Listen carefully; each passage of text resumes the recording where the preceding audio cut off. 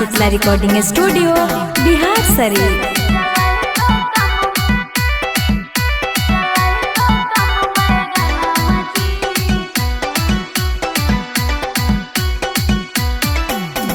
चढ़ल हक फगुन में भौजी रंग दया पंजोबन माझी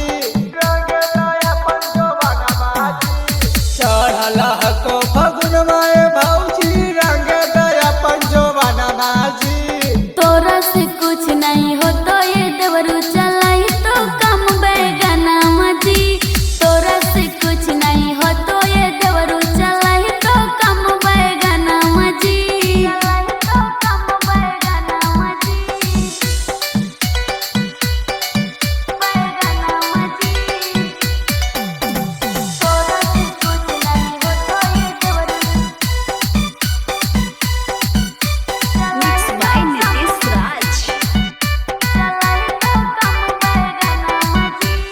भौजी हमरो के छिखा द तू अपन जवान माझी।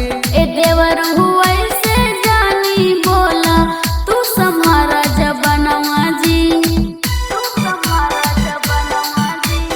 भौजी हमरो के छिखा द तू अपन जवान माझी। ए देवरू ऐसे जानी बोला तू सम्हारा जबनवा जी। आसो के फागुनमा भौजी मानिला सजाना माझी। हम किस करिया के तोरा नहीं माना माझी। अभी तू बच्चा न दान हाखा देखा ना हमर खजाना जी। अभी तू बच्चा न दान हाखा देखा ना हमर खजाना जी। तोरा से कुछ नहीं हो तो ये देवरू चलाई तो कम बैगना मजी। तोरा से कुछ नहीं हो तो ये देवरू चलाई तो कम बैगना मजी।